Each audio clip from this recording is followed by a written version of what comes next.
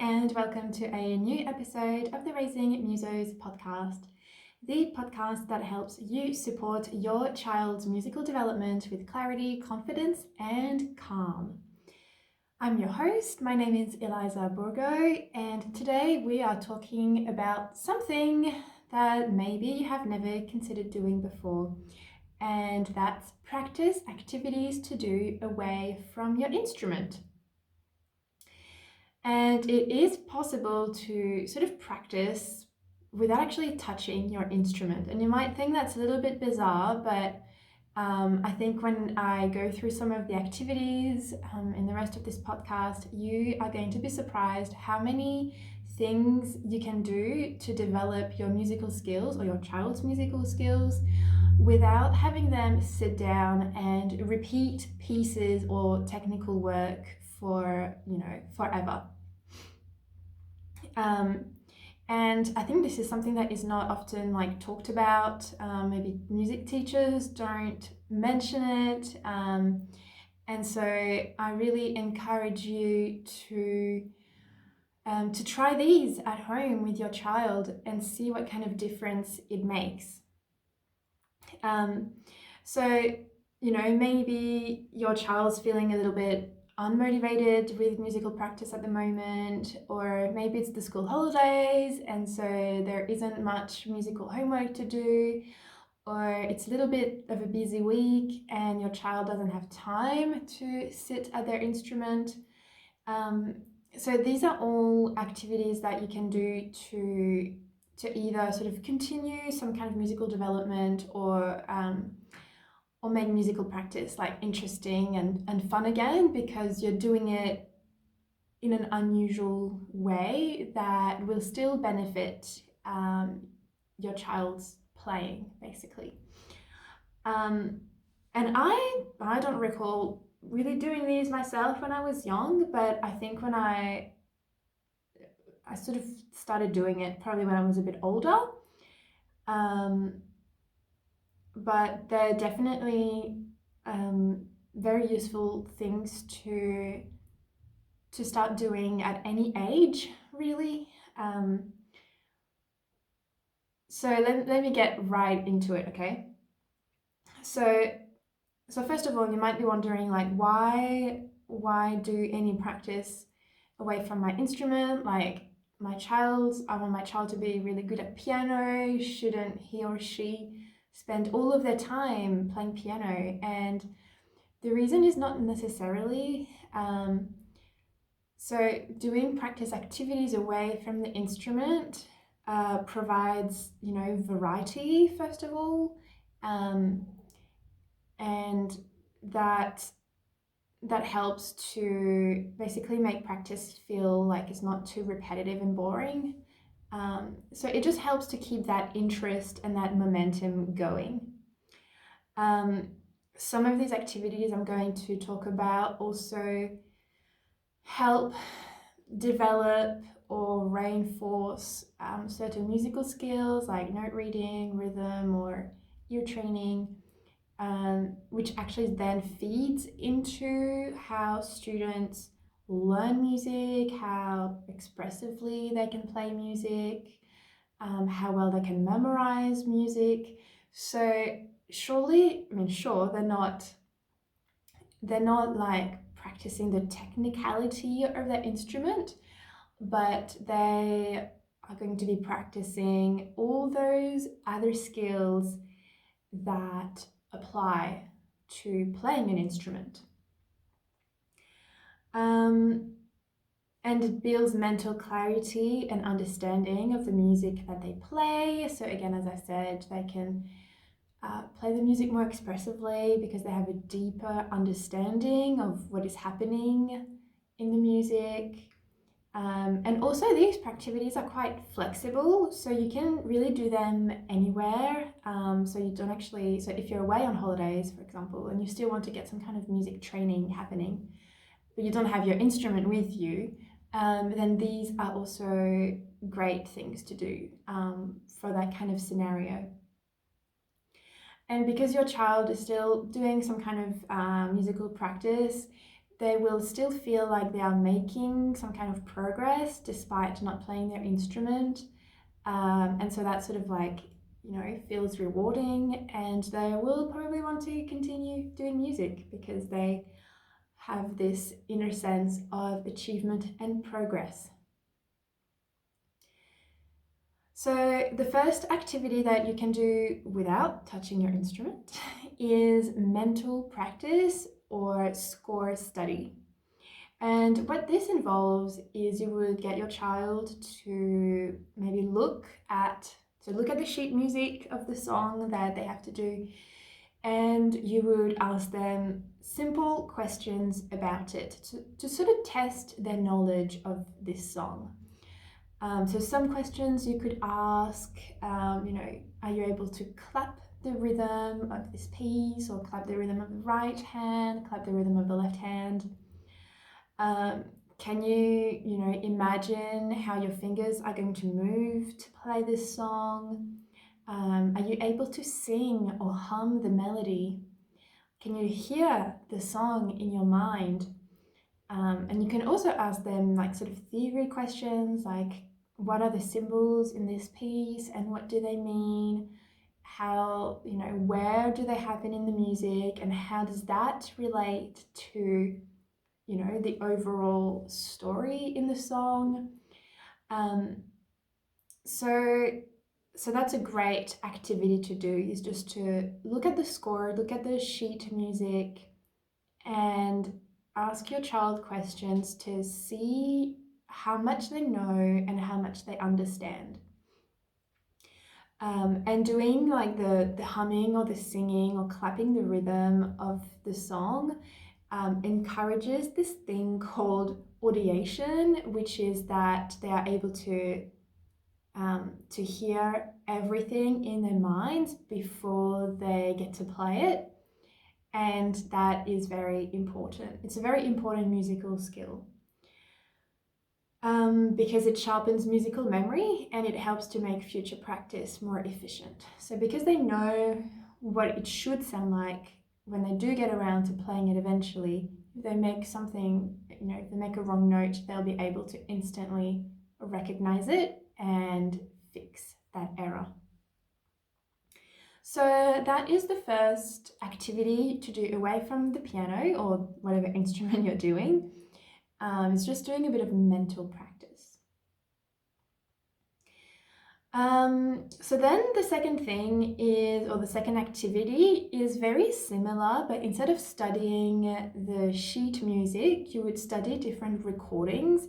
So this is more like a listening activity, okay? And you analyze the sounds that are being heard.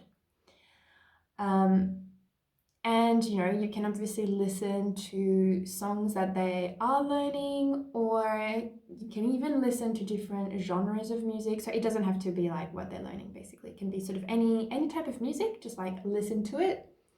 And again, you want to ask questions about the music that your child is listening to see what they can hear, what they can recognize, what they know about the music, and other things like that. So you could ask them questions regarding the dynamics of the music. So, is the music loud? Is it soft? Or what type of Italian words would you use to describe the dynamics?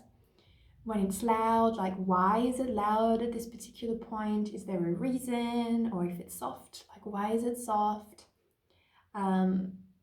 And you could even compare like different recordings, so say you might take a professional performer against a student and sort of like compare the two performances to see how the dynamics differ between the two.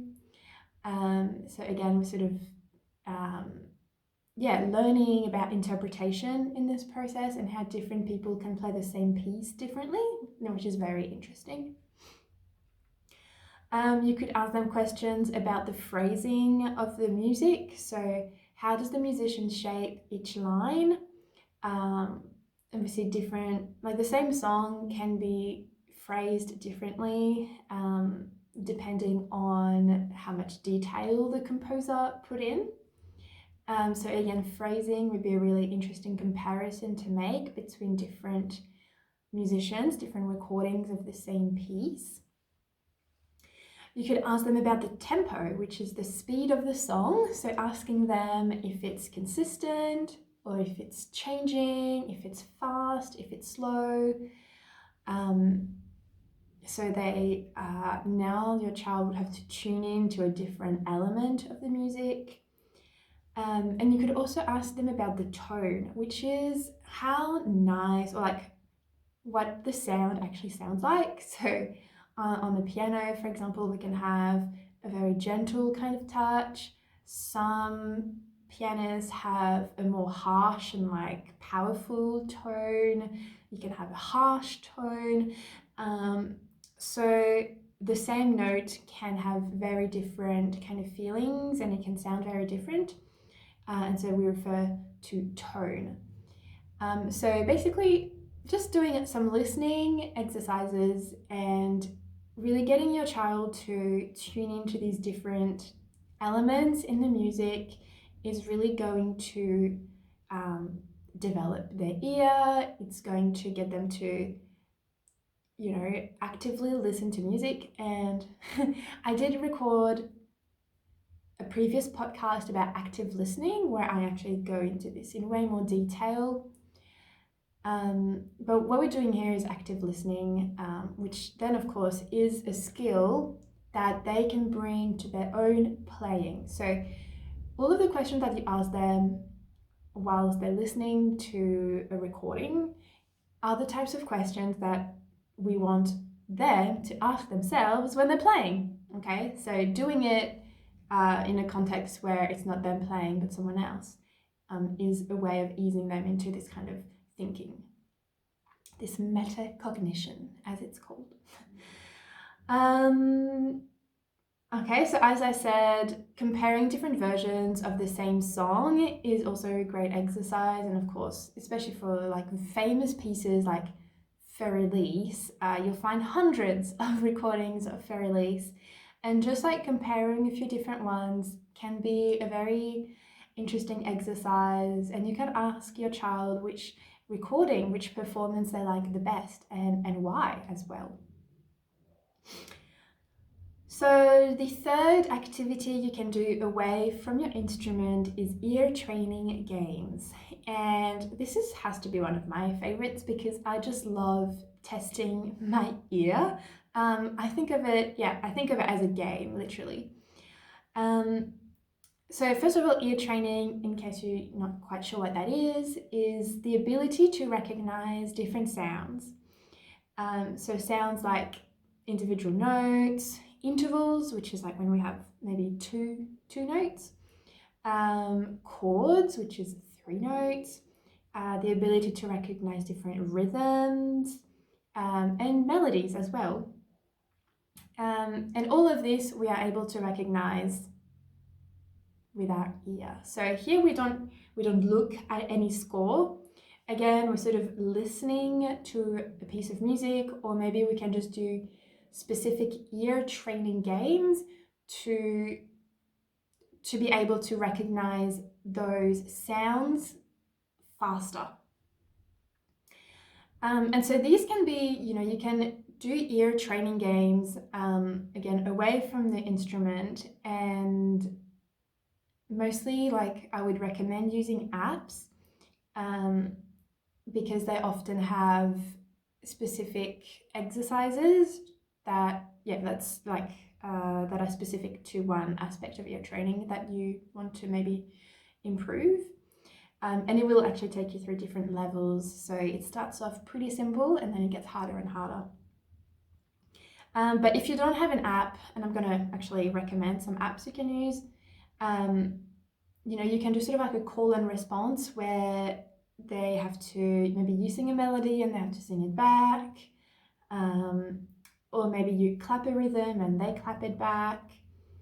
Maybe you can play 2 notes on the instrument and they have to sort of play those notes back to you, or you can just play a very simple 4-note melody and they have to play it back. So this is all like sort of training their ability to hear sounds memorize the sound, analyze the sound. Like, was it going up? Was it staying the same? Was it going down? What rhythm was being used? Was it long sounds, short sounds? So they have to really listen carefully to the music, make sense of it in their mind in order to be able to play it back, hopefully accurately. And if this is the first time that you try doing this, you might find that your child is like struggling. So really like make it more simple, okay? Or as I said before, you can use apps which are definitely organized, most of them in levels. So a few different ones you can use are, you've got Tenuto, Earmaster, Theta Music Trainer, and the one that I've also used in the past is called Perfect Ear. Yeah, I highly recommend doing that. It's so much fun, and basically what you're doing by doing these ear training exercises is we are improving our sense of inner hearing, of pitch awareness, and musicianship, which again, that all feeds back into how we perform a song on our instrument and how quickly we can learn it, how quickly we can memorize it, how quickly we can recognize sound patterns that come back over and over again in music. Okay, so the fourth activity you can do away from your instrument is theory and note reading practice.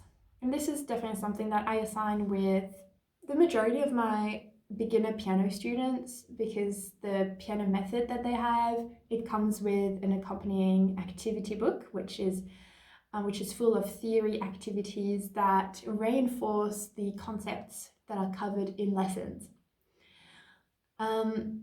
And so obviously this is like great fun because again, it's something that they get to improve their understanding of music, but they don't have to spend hours at their instrument to get better.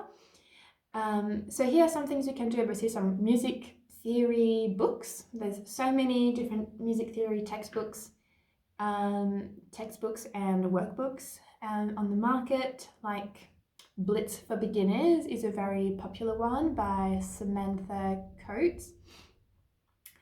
But if you don't want to invest in this kind of, book, you can use flashcards.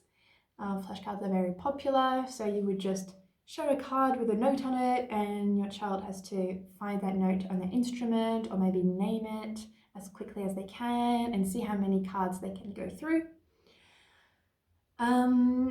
Again, you can use apps, so Note Rush, Staff Wars, Rhythm Cat, what's the one that I use? Music Tutor, are apps that help children recognize notes on the staff.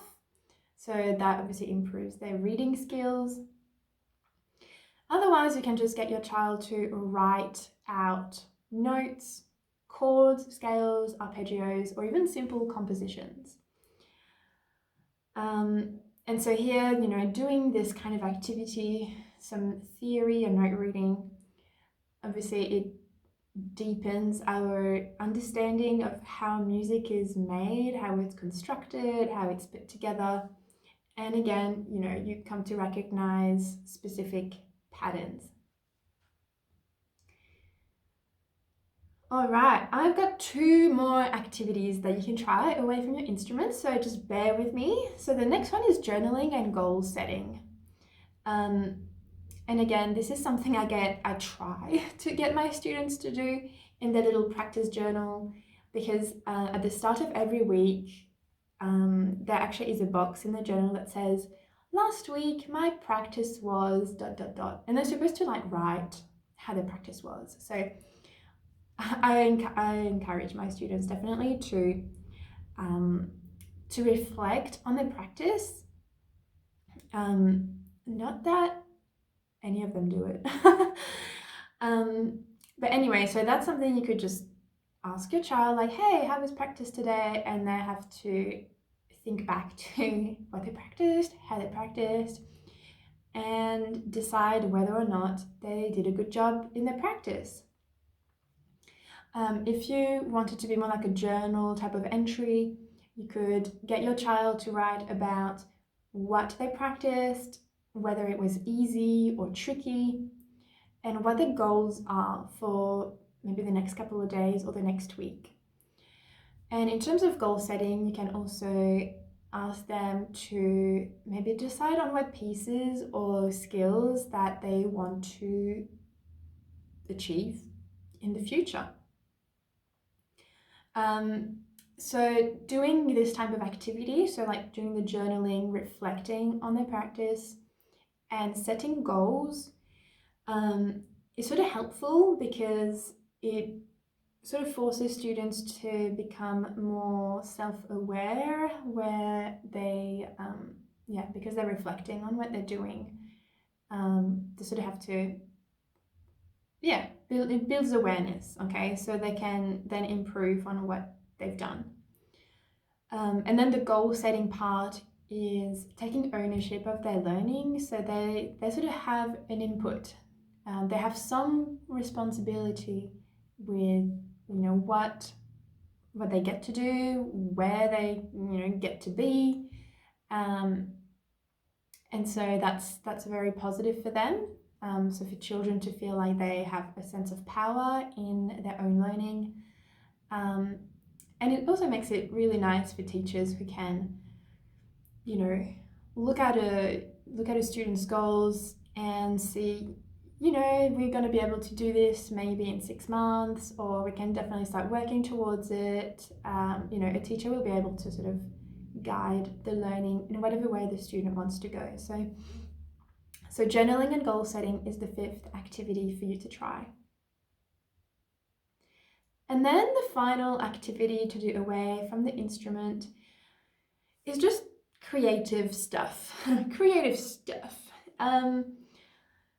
So basically, you want to engage your child in activities that foster a sense of creativity away from their instrument, to strengthen their musicality and to really work their imagination. And maybe I should make a podcast on the power of imagination in music performance. But for now, just know that, especially instrumental music, to be able to sort of perform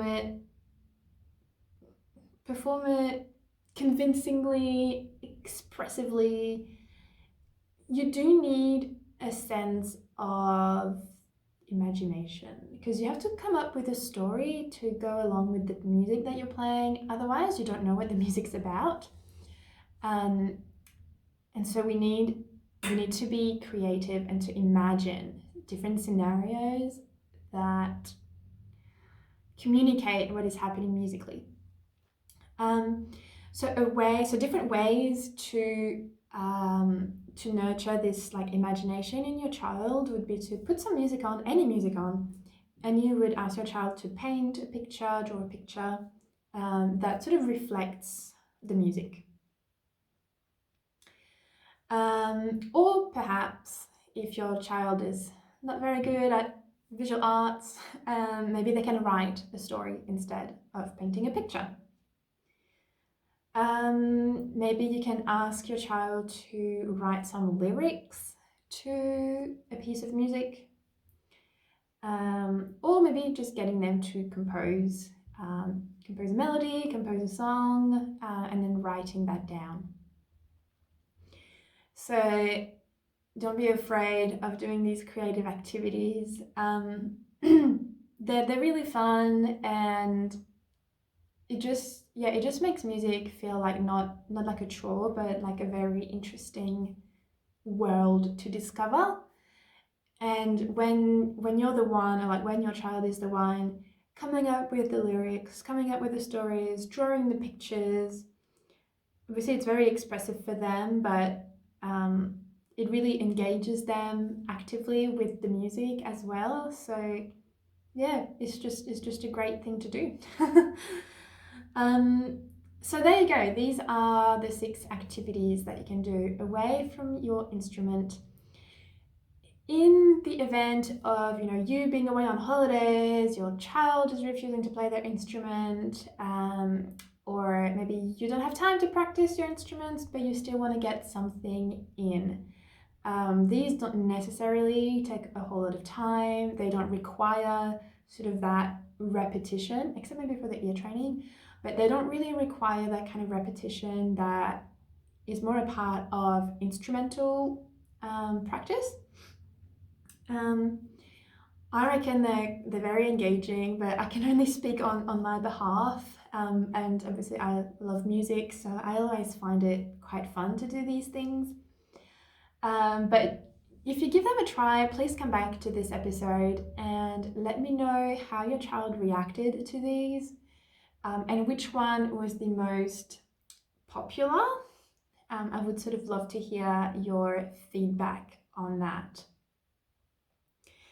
So don't forget, instrumental practice is very important, obviously, but don't ignore all these other ways of practicing, because as I mentioned at the start, they do train other areas of a child's musicianship, and it sort of directly feeds back into the way they play their instrument and the way they learn music, the way they understand music, the way they express music. So just because they're not playing their instrument doesn't mean that it's not useful or that it doesn't make a difference. Okay? So that's it from me today. Thank you so much for listening. Well, basically, I'll just see you in the next episode. All right, see you later. Bye.